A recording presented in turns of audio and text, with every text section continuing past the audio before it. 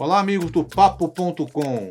Hoje nós vamos falar sobre inteligência artificial e vocês imaginam por quê, né? Tá essa loucura no mercado de IA, perna pro ar, tá tudo confuso, ninguém sabe para onde vai, e por conta dessa empresa chinesa, a DeepSeek, que lançou uma inteligência artificial muito mais barata, muito mais eficiente e que põe em xeque o que está acontecendo no mundo. Para isso a gente convidou Luiz Roncato, que é um empreendedor de tecnologia que já teve atuação na Mastercard, Microsoft e Verifone, sempre na área de inovação, tecnologia. A gente trabalhou junto na Mastercard e temos muitas coisas boas naquela época lá. Bem-vindos ao Papo.com.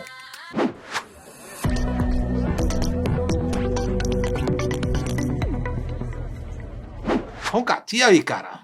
Essa semana tá um mercado bem nervoso.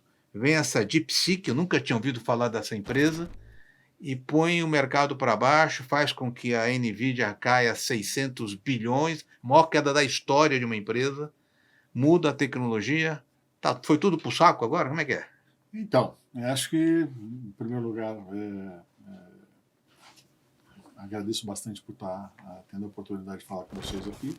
E eu acho que, assim, sim, o mercado está bastante movimentado. Tivemos aí uma série de movimentações que não estavam... Ninguém esperava na semana passada que acontecesse um movimento desse tamanho. Mas eu acredito que é um movimento também que reflete o quanto se está investindo nessa nova... nesse novo cenário mundial que nós temos, né? Uhum. A gente tem claramente Estados Unidos de um lado, a gente tem China do outro, às vezes conversando e colaborando, às vezes nem tanto, e é um momento que o mundo como um todo está bastante nervoso. Mas falando especificamente desse ponto, o que a gente vê assim, o que a DeepSeek acabou trazendo foi algo que surgiu da restrição que foi imposta à China, ou seja, o governo do Biden proibiu a Nvidia e outras empresas de tecnologia de exportarem lá para a China os últimos processadores e as últimas ferramentas, e eles acabaram trabalhando com essas restrições e criando algo bastante eficiente com os recursos que eles tinham no momento. Então, isso acabou sendo uma restrição que acabou gerando uma inovação bastante grande. Isso é o que Singularity University, por exemplo, propaga bastante,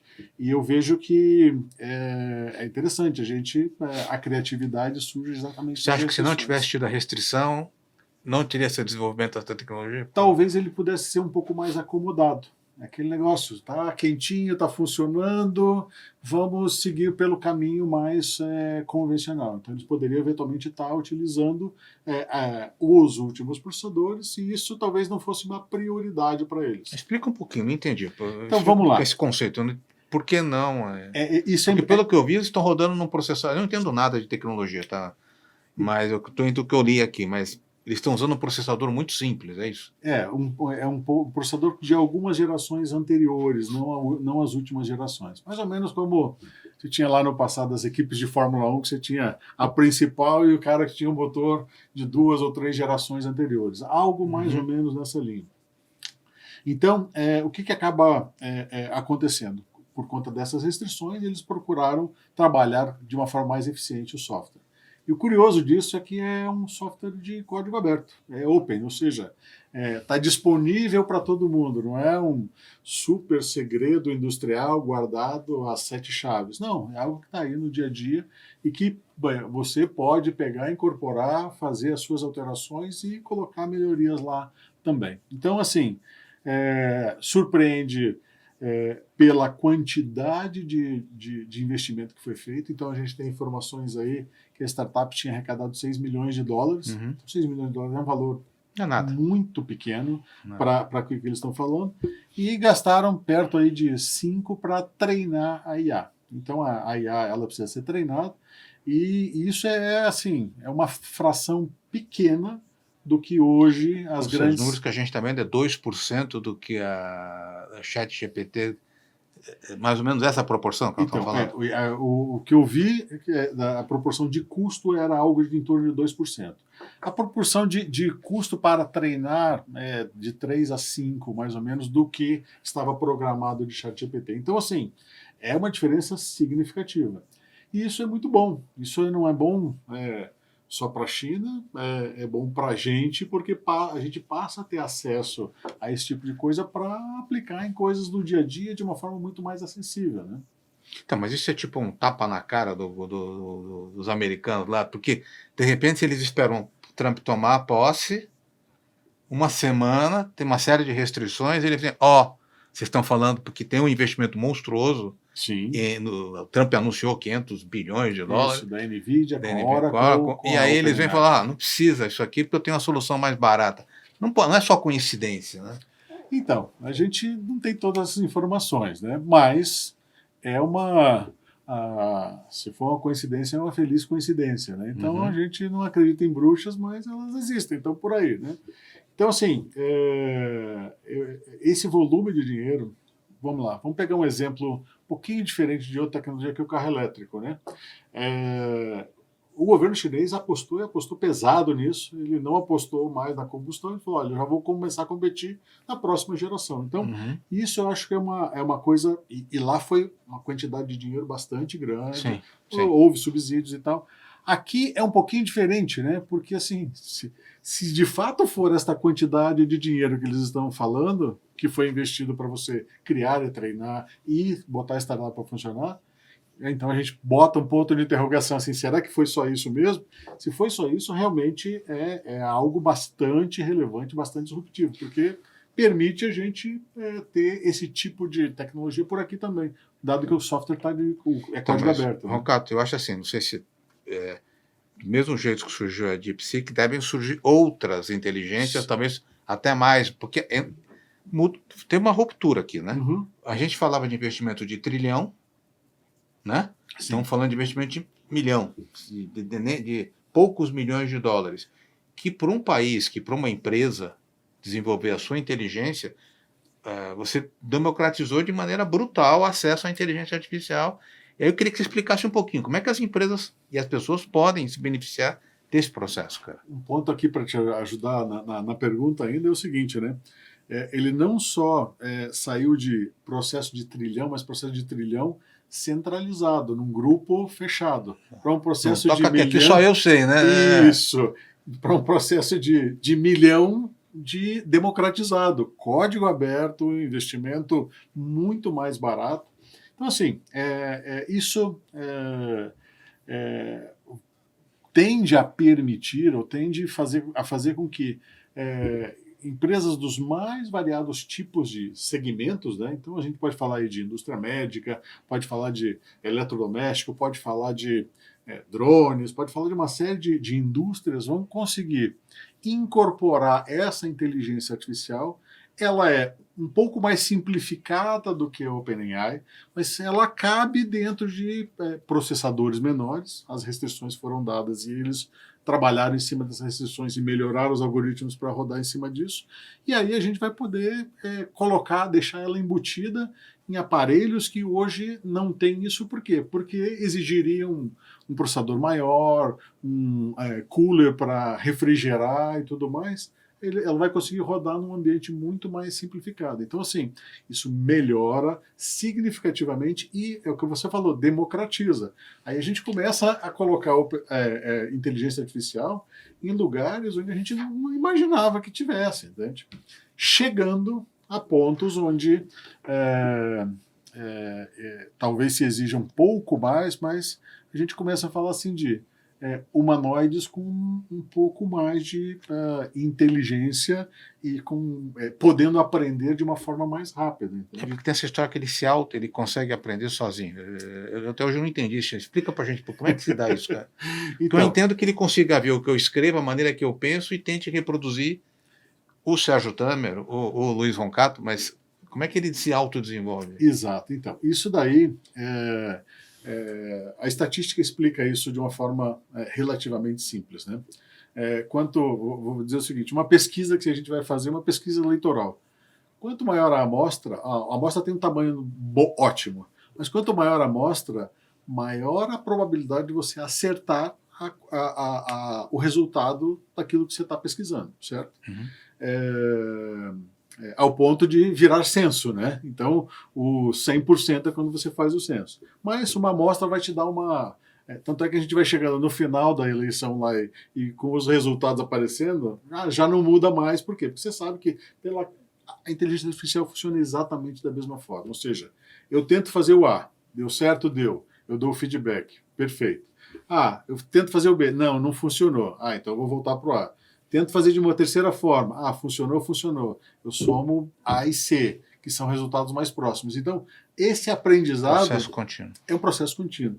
Então, assim, eu brinco, né, que os cálculos vetoriais que são utilizados nas placas de vídeo, né, o princípio é o mesmo do que a gente aprendeu lá no primeiro ano do segundo grau em física, de quando você tem dois vetores, a resultante é uma terceira. Então, assim, o A puxa para um lado, o B puxa para o outro, a resultante é o C. Aqui, tentei o A, funcionou, mas não tão bem. O B não funcionou, mas não tão bem.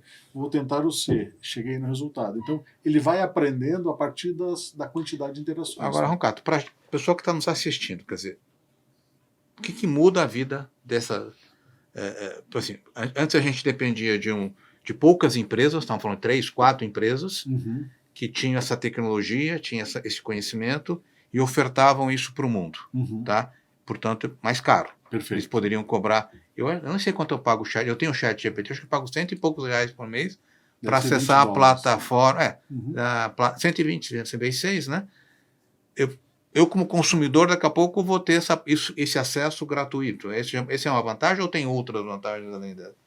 Então, essa é uma vantagem, sim, sem dúvida nenhuma. A acessibilidade de valor, ela é importante. Mas eu gosto de destacar também que o ponto de ser open source, ele vai permitir que se utilize não somente aquele código para treinar uma inteligência, mas você pode melhorar aquele código também trabalhando com as restrições. Aí você imagina o seguinte, né? O código que funciona bem com um hardware restrito, imagine o quanto ele vai funcionar com um hardware que não tem as restrições. Ele vai ser muito mais eficiente, então você vai conseguir ofertar um serviço muito melhor.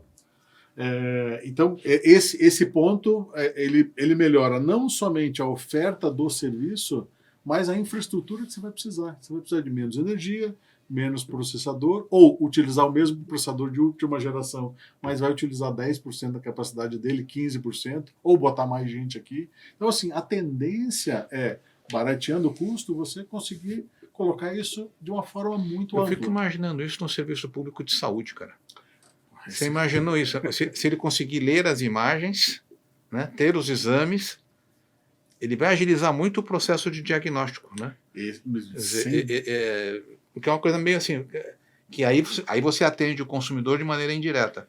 Quer dizer, o SUS hoje, que não tem essa solução, que é um belíssimo serviço do Brasil, do governo brasileiro, pode adotar essa inteligência, criar uma inteligência artificial para diagnósticos de imagem ou de criação de vacinas, ou o que seja. Sem dúvida nenhuma. Eu acho que, assim, no contexto de saúde, não somente a medicina remota, mas a inteligência artificial, estando lá na ponta, facilita muito, sem dúvida nenhuma. Tá? Então, assim, isso, coisas do tipo, né? Quando você vai fazer um exame de sangue e sai o resultado ali, você tem... A gente não está falando em substituir o médico, mas complementar ele, dar uma quantidade de informações para ele, para que ele possa tomar uma decisão muito mais acertada, muito mais... Até pensar numa outra linha. Pois é. Então, ele está indo numa direção e fala, poxa, isso aqui ele está me dando alguma sinal. Exato, ele pode montar alguns cenários e trabalhar hipóteses porque aí você diferentes. pega toda a inteligência de um centro médico e joga dentro da inteligência, né? E você tem milhões de diagnósticos, milhões de dados. Quer dizer, interessante isso, né? Quer dizer, e aí, para isso, para todos os setores, na realidade. Sem dúvida nenhuma.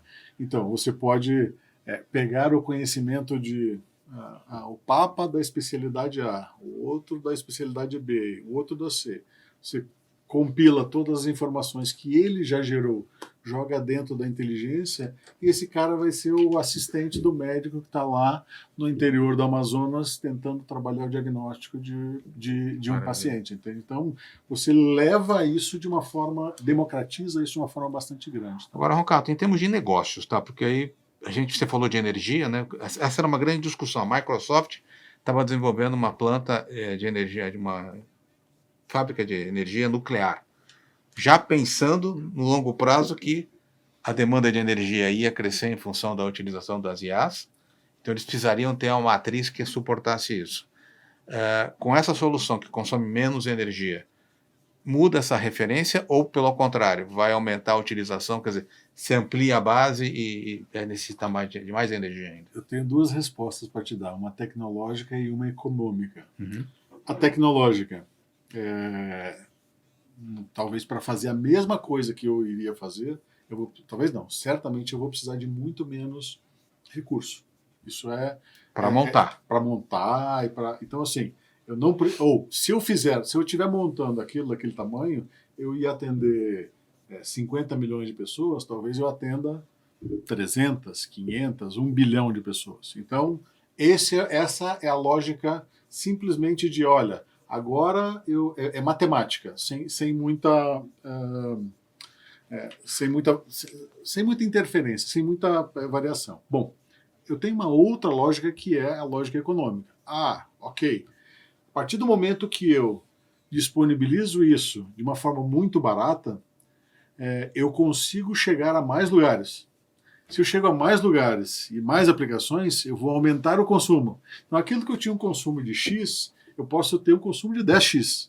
E aí, aquela planta que eu fiz, que dava vazão a X de consumo, de demanda, de uma estrutura que era muito pesada, quando ele multiplicou por 10 a quantidade que ele atende, pode ser que ele multiplique por 10, 15, 20 a demanda que passou a ser gerada. Né? Então, isso funciona muito bem com a energia.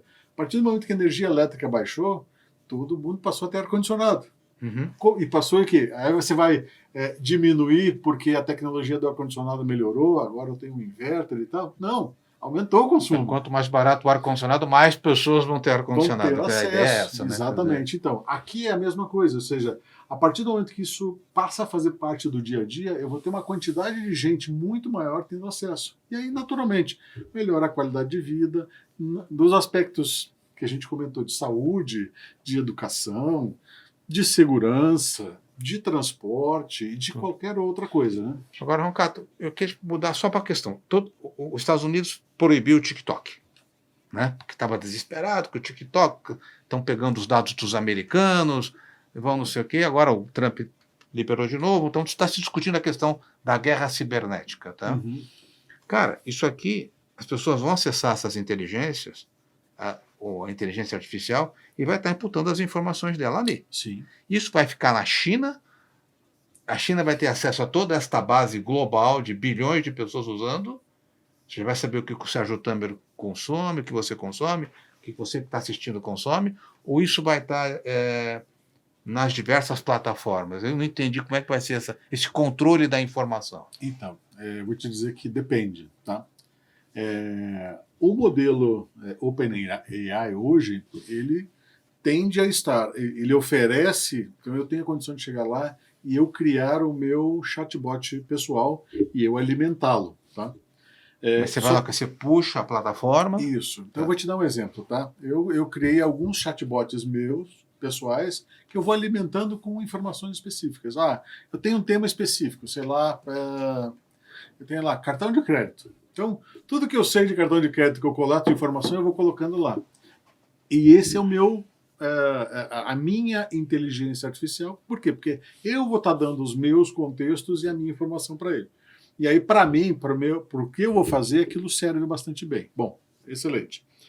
No modelo hoje, chat GPT, eu faço isso. Ele me diz que eu não publico isso para outros, mas ele pode estar utilizando não o dado, mas o resultado do dado. Uhum. Então, isso ele pode estar acontecendo.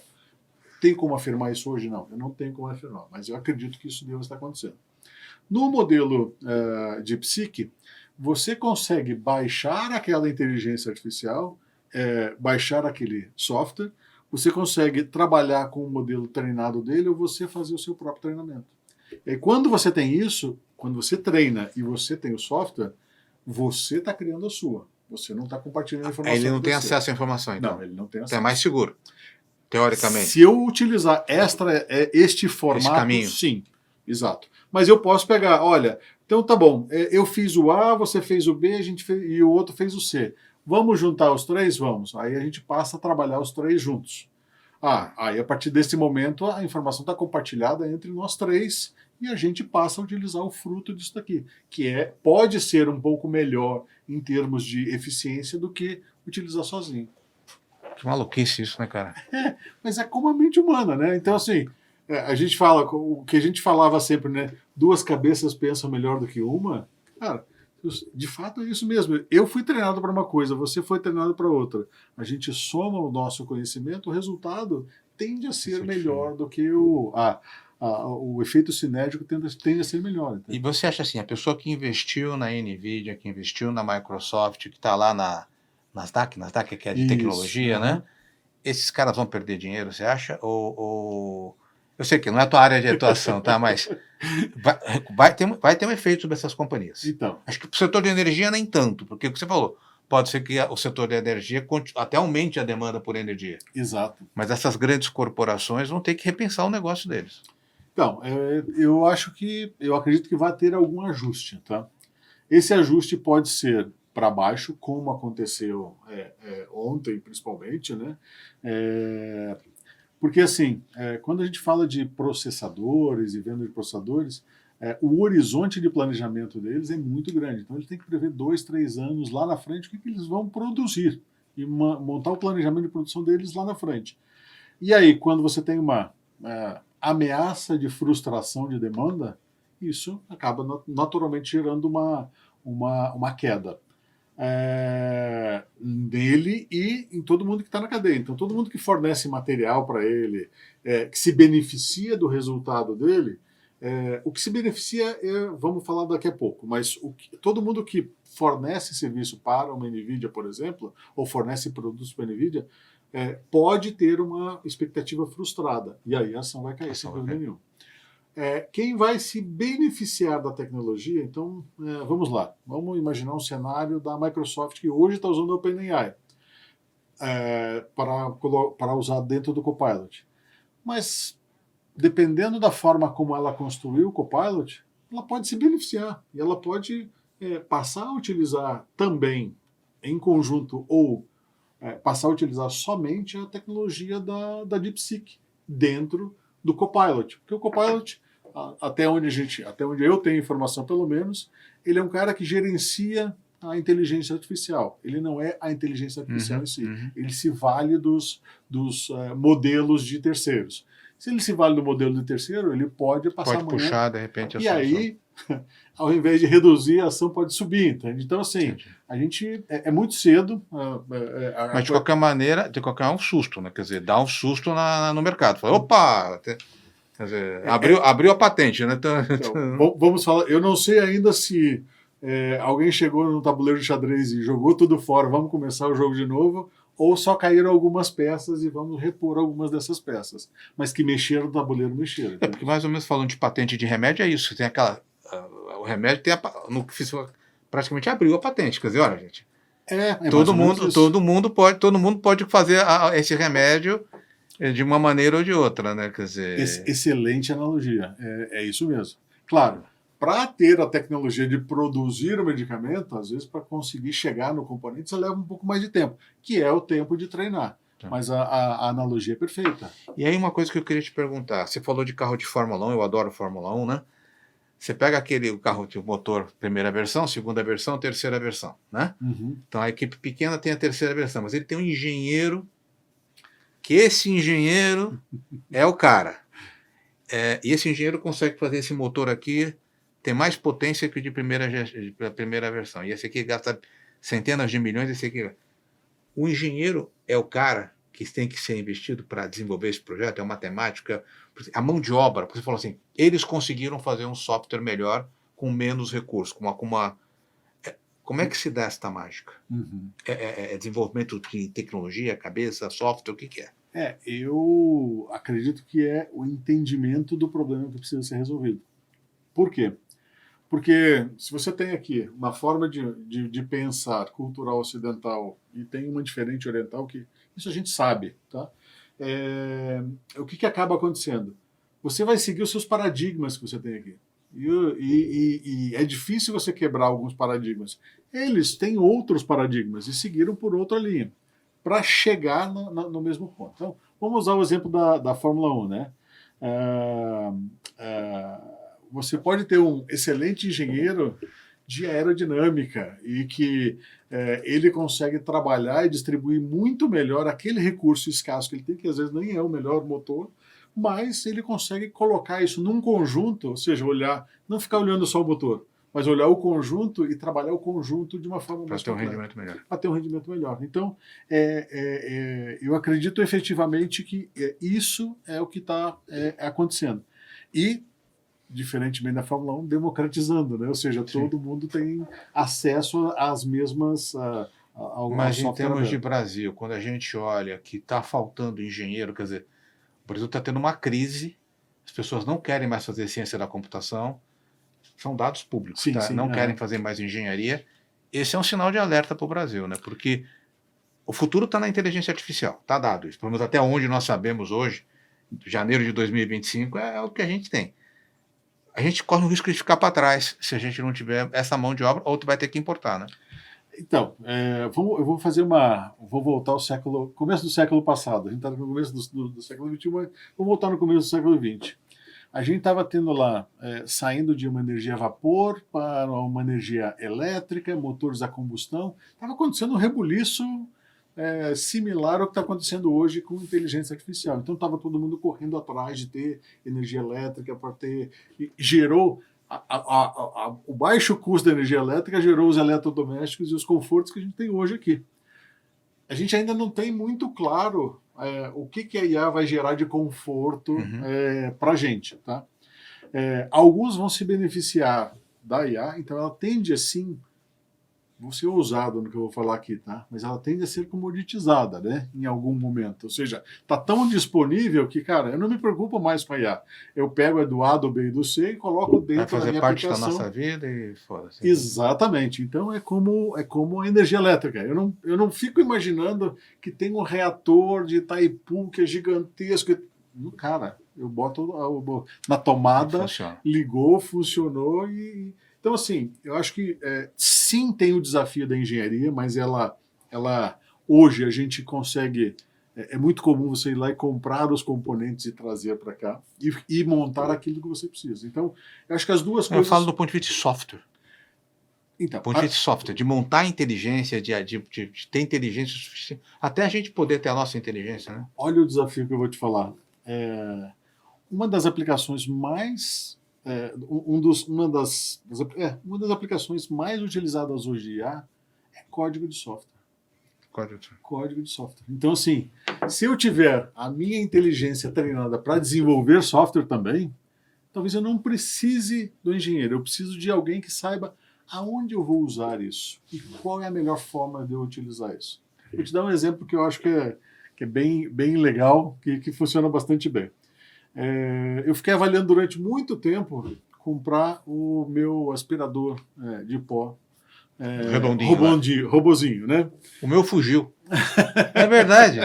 Ele fugiu do apartamento, foi lá no final do corredor, veio me entregar lá. É verdade. Não sei como é que ele conseguiu fugir. E não voltou, né? Não, voltou todo sujinho, coitado. Cai tortinho e tal, né? Então, mas isso é um negócio muito bom. Hoje você vai comprar, você tem aparelho de R$200 a R$10.000. Qual é a diferença de 200 e de 10? É a inteligência dele e a conveniência que ele te dá. O de 10 mil, eu tô falando isso porque eu tenho, mas eu já vi os melhores e eu queria... Você comprou qual? De 10? Não, o meu é de 2. 2, tá bom. Tá no meio ali. Que tem uma eficiência de custo aqui também. Mas ele tem uma inteligência artificial nele que ele monitora, ele desvia, então ele não é do de 200 que bateu aqui, bateu ali e volta. Parece aqueles carrinhos que a gente tinha de... Foge de casa? Foge. Não, aí eu não sei qual é o seu, entendeu? Mas foge de casa também.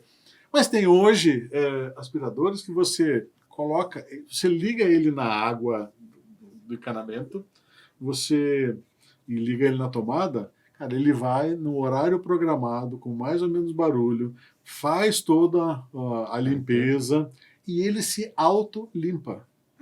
Você, assim, a cada 3 semanas, um mês que você vai lá e tira tudo que tem de sujeira e joga fora e acabou, entendeu? Aí, gente, a produção aqui, ó, tá tô olhando aqui já querendo saber onde compra isso daí, né? Vocês vão ter um desse em casa, fica tranquilo, gente. Eu não vou fazer propaganda aqui, né? Mas os que eu vi, assim, e a competição, né? Estados Unidos e China, né? Sempre, né? Xiaomi, que é uma marca Maravilhosa. E tem, eu não me lembro, Robot. Tem uma marca americana também que é uma das que tem mais inteligência. Então os dois estão ali sempre lidando com isso. Para a né? gente encerrar aquela pergunta fácil, tá? Se você tivesse 100 milhões para investir, você investiria na DeepSeek ou investiria na OpenAI? Estados Unidos ou China? É um desafio grande. Eu te diria o seguinte: de tudo que a gente vê que uma das deficiências ou dificuldades que o chinês ainda tem é de criar coisas novas, completamente novas a partir do zero. Tá? Mas, em compensação, assim, eles têm muita mão de obra, muito esforço. Eles construíram a muralha da China, né? Então, Sim. assim, engenheiros eles são há milênios. A gente ainda tem muito que aprender. Então, assim, se ele não sabe hoje, amanhã ele vai saber. É difícil você concorrer com a indústria chinesa, com produto chinês. E aqui pode ter uma diferença grande, que é assim, serviços, em geral, a cultura ocidental, em geral, funciona um pouco melhor. Então, eu acreditaria o seguinte, vejo isso hoje, né? A indústria chinesa ela tem produtos muito bons, mas ainda precisa de uma sofisticação de serviços. E o conceito ocidental, mais americano, ele é muito bom em trazer coisas novas e ofertar serviços de uma qualidade melhor. Não respondeu ainda. 70-30, 50-50. Eu diria assim, é uma resposta que eu não tenho uma resposta certa. Mas aonde eu apostaria, né? Hoje, eu vou te dar uma resposta bem pragmática, né? Hoje eu tenho um carro elétrico chinês. Eu também tenho, estou muito contente. Então... Ô, Roncato, eu queria te agradecer aqui, foi ótimo. Então não precisamos nos preocupar que vai ter IA para todo mundo, não é o fim do mundo ainda, não, de forma nenhuma. Não é disruptivo, não é uma coisa... É disruptivo, mas é democratizador. Que é bom. O que é muito bom. Legal. Olha, a gente conversou com o Roncato, a gente vai voltar a tratar desse assunto, porque está tudo muito quente, as coisas estão acontecendo, talvez semana que vem ou a outra, a gente tenha outras novidades. A gente volta para conversar com vocês. Se você gostou da nossa conversa, deixa o joinha, a gente se vê logo logo. Até mais, gente. Obrigado.